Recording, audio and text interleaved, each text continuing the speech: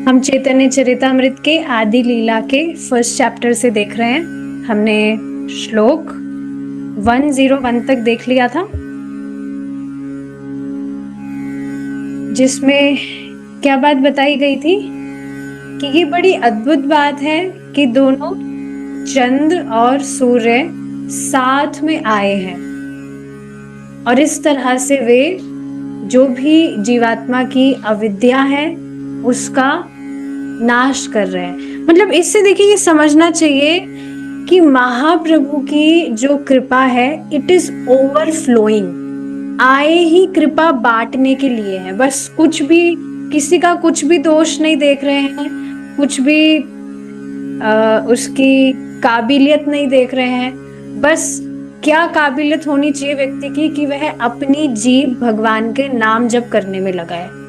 तो देखिए कोई व्यक्ति अगर बहुत फिलॉसफी भी नहीं सुनना चाह रहा है, कोई बात नहीं, अगर वह सिर्फ भगवान का नाम भी जप करने लग जाए तो ये भी बहुत बड़ी बात है, क्योंकि इस समय का जो टाइम है वो आप देखेंगे लोगों के लिए नाम जप करना भी बहुत भारी है।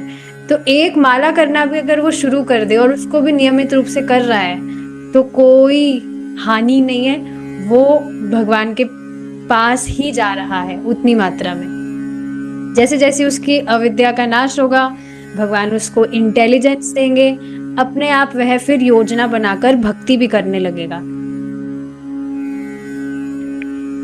तो मेन चीज है व्यक्ति को नाम जप कराया जाए, कितना ही जैसे एक माला भी नहीं 11 नाम भी वो जप करे, कुछ करे, जीरो नहीं जाना चाहिए, कुछ माला जप करे वो।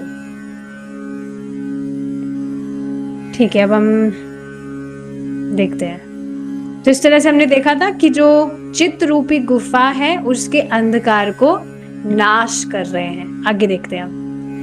ए चंद सूर्य दुई परम सदय, जगतेर भाग्य गौड़े करिला उदय।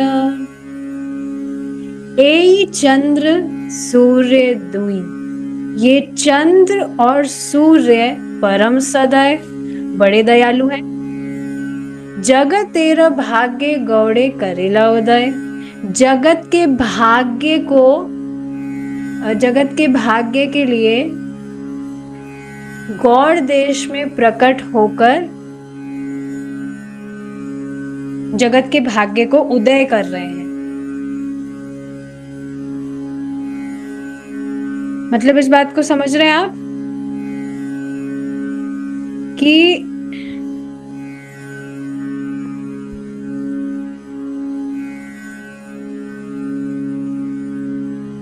चैतन्य महाप्रभु और नित्यानंद प्रभु बड़े दयालु हैं। वे इस तरह से आए हैं और जगत में जो अभागे लोग हैं, कुछ भी नहीं जानते हैं कि क्या करना है, मनुष्य जीवन प्राप्त हुआ है तो क्या करना है क्या नहीं करना है, तो इस तरह से वे स्वयं गौड़ देश में आए हैं, बंगाल में अवतरित हुए हैं और जगत के भाग्य को उदय कर रहे हैं, प्रकाश प्रदान कर रहे हैं कि करना क्या है।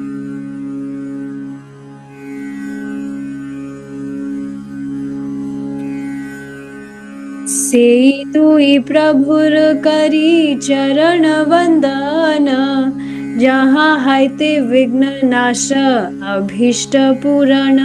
अब श्रीला कृष्णदास कविराज गोस्वामी जी क्या कह रहे हैं कि दोनों प्रभु के चरणों में मैं वंदना कर रहा हूँ। सेई दुई प्रभुर करी चरण वंदन, जहाँ हायते विघ्न नाश अभीष्ट पूरण। और इनके कारण, सिर्फ इनके इस तरह से वंदन करने के कारण मेरे सारे विघ्नों का नाश हो जाएगा और मेरी इच्छा की पूर्ति हो जाएगी। इस चीज को आप जानते भी हैं, जब हम हरे कृष्णा महामंत्र जप करते हैं उससे पहले हम पंच तत्व मंत्र बोलते हैं। वो क्यों बोलते हैं? हम महामंत्र से, पंच तत्व मंत्र बोलने से हमारे जो भी दोष हैं, क्या दोष है, हम चैंटिंग कर रहे हैं, हमारा मन नहीं लग रहा है, या कुछ भी हमसे गलतियां हो जाए महामंत्र जपते समय, तो वो सारे के सारे शमित हो जाते हैं पंच तत्व मंत्र के कारण।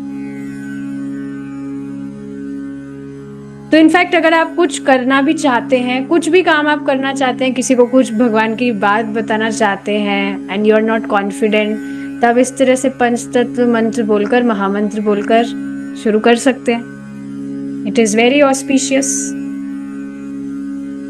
तो ये बात यहाँ बताई जा रही है श्रील कृष्णदास कविराज गोस्वामी के द्वारा। ए दुई श्लोके कैला मंगल वंदना, तृतीय श्लोकेर अर्थ शुन सर्वजन।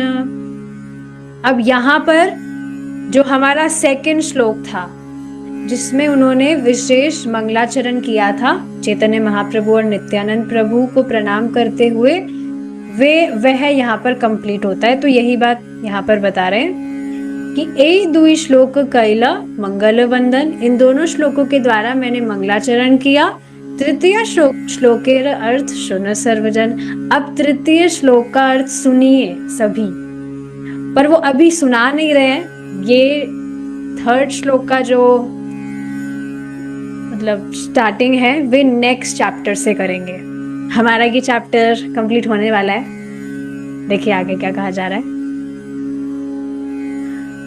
वक्तव्य बाहुल्य ग्रंथ विस्तारेण डरे, विस्तारेण वर्णी सारार्थ कही अल्पाक्षरे। वक्तव्य बाहुल्य। अब यहाँ से कृष्णदास कविराज गोस्वामी जी क्या कह रहे हैं कि यहाँ से मैं बहुत ही कम शब्दों में जो सार बात है उसको मैं कहूंगा। कम शब्दों में ही मैं इसकी व्याख्या कर रहा हूं। आगे देखिए, ये भी बताया जा रहा है, मितम च सारम च वचो ही वग्मिता इति, कि जो सार की बात है उसको मैं कम शब्दों में कहूंगा, और कम शब्दों में जो सार की बात कही जाती है उसी को अच्छा वचन कहा जाता है। जैसे किसी व्यक्ति को आप बहुत सारी फिलॉसफी बता रहे हैं, बताए जा रहे, बाद में आप उसको सार की बात बताते हैं। देखो भाई, भगवान कृष्ण ही भगवान है, परमेश्वर है, और तुम्हें उन्हीं की शरण में जाना चाहिए, उन्हीं की पूजा करनी चाहिए। और उनकी पूजा कैसे होती है? बाय चांटिंग हरे कृष्णा कृष्णा कृष्णा हरे हरे, हरे राम राम राम हरे हरे। तो ये सार की बात आपने कम शब्दों में कह दी, तो ये अच्छी बात हुई कि नहीं? और आप देखेंगे जिस व्यक्ति को एक्सेप्ट करना होता है वो कम शब्दों में ही समझकर शुरू हो जाता है। और आप किसी को कितनी फिलॉसफी समझाते रहिए, जानवर और इंसानों में क्या अंतर है, ये है वो है, उसको नहीं समझना होगा तो वो नहीं ही समझेगा। तो यही बात यहाँ बताई जा रही है कि कम शब्दों में जो सार की बात बताई जाती है वह वग्मिता यानी कि अच्छे वचन होते हैं। शुनीले खंडी बेचितेर अज्ञानादि दोषा, कृष्णे गाढ़ प्रेम हबे पाई बे संतोषा। अब हम इतनी सारी व्याख्या सुन रहे हैं, उसका कुछ लाभ भी है कि नहीं? इतनी सारी व्याख्या सुनने का लाभ क्या होगा हमें? तो देखिए श्रील कृष्णदास कविराज गोस्वामी जी क्या कह रहे हैं, शुनीले खंडी बेचितेर अज्ञान आदि दोषा, कि इस चैतन्य कथा को जो सुनेगा उसके चित्त से सारा अज्ञान आदि दोष नष्ट हो जाएगा। कृष्ण गाढ़ प्रेम हबे, उसका कृष्ण के प्रति गाढ़ प्रेम होगा।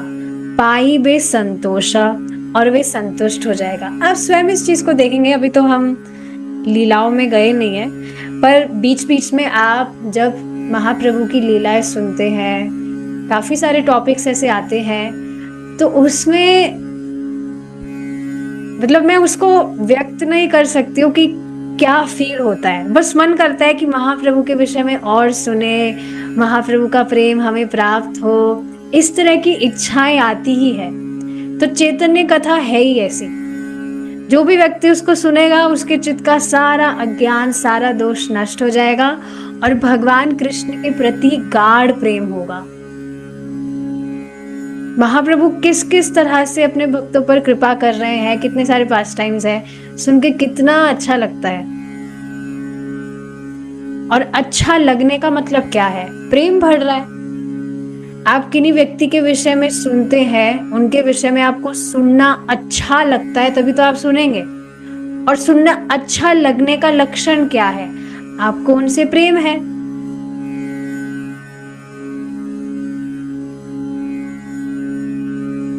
तो ये बात है।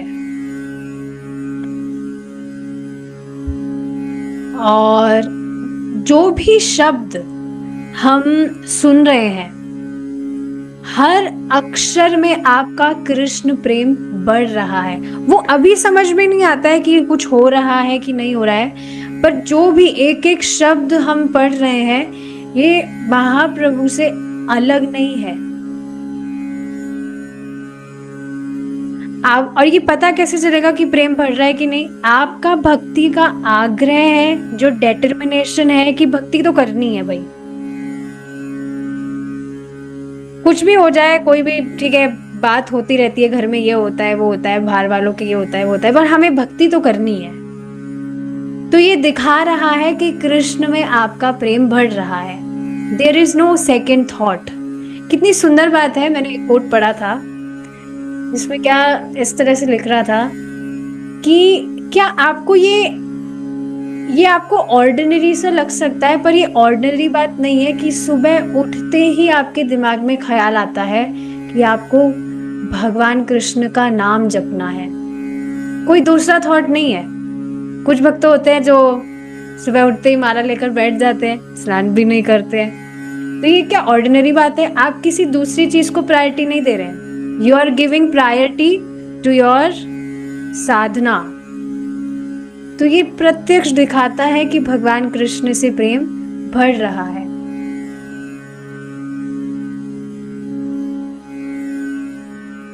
श्री चैतन्य नित्यानंद अद्वैत महत्व तार भक्त भक्ति नाम प्रेम रस तत्व। श्री चैतन्य महाप्रभु, नित्यानंद प्रभु और अद्वैत आचार्य के महत्व को मैं बताऊंगा।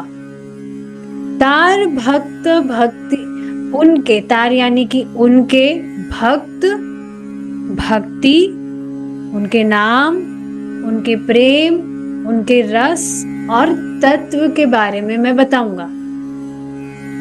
तो ये सारी चीजें अब अगले अध्याय में क्या क्या श्रीला कृष्णदास कविराज गोस्वामी जी बताने वाले हैं, उसके विषय में बता रहे हैं।